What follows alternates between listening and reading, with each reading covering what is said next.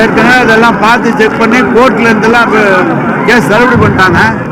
இது மாதிரி நாங்கள் ரைடு பண்ணும்போது டாக்குமெண்ட் கிடைச்சது, எந்த அளவுக்கு உண்மையாக பாருங்கன்னு சொல்லி கொடுத்துருக்குறாங்க. அதை பார்க்க போறாங்க போலீஸ், பார்த்து நடவடிக்கை. அவங்க சகோதர நிறுவனத்தில் வேலைக்கான முறைகேடு நடந்ததுக்கான ஆவணங்களை அவங்க சொல்லியிருக்காங்க, அதான் சொல்லியிருக்கிறாங்க. அந்த முறைகேடை போலீஸ் பார்க்க போறாங்க. நான் தெளிவாக சொல்றேன், நான் எந்த தப்பும் செய்யல. இது திமுக மிரட்டி பார்க்குற வேலையா இருக்கலாம், அதுக்காக தான் இதை பண்றாங்க. நாங்கள் எந்த தப்பும் செய்யல. முறைப்படி விசாரணையில் ஒத்துழைப்பு கொடுத்து நாங்கள் எந்த தவறும் செய்ததில்லை என்ற நிரூபிப்பேன். தமிழக அரசு வழக்கு பதிவு செய்யுமா? இல்ல, அவங்க விசாரிச்சு தானே பார்க்கணும். முதலமைச்சர் பார்க்கணும்.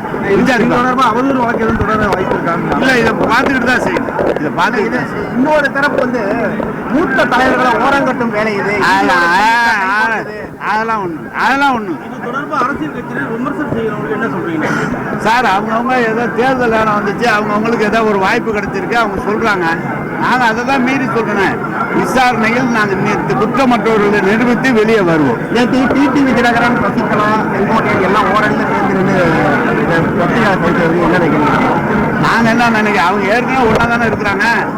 எடப்பாடிக்கு எதிராக நாங்கள் ஒரு அணி அமைப்போன்ற மாதிரி ஏற்கனவே அப்படித்தானே சொல்லிட்டு இருக்காங்க. கடந்த காலத்துல இருந்து 6-7 மாதமா அதான் சொல்லிட்டு இருக்காங்க. ஒரு 2-3 வருடமா அதான் சொல்லிட்டு இருக்காங்க. நேற்று சேர்ந்துருக்காங்க. அது திமுகவோட பி டீம் சொல்லி எடப்பாடி அவருக்கு எதை எடுத்தாலும் திமுக பி டீம் பாரு, இல்லைன்னா திமுக கூட்டணியிலேருந்து எங்கிட்ட வருவாரு. அவர்கிட்ட சொல்லி ஒவ்வொருத்தரும் அவங்க தான் வெளியே வந்துட்டு இருக்கிறாங்க. அவருக்கு வேலை என்ன? அவர் ஏதோ வாயில வந்து பேசிட்டு இருக்கிறாரு, அவ்வளவுதான்.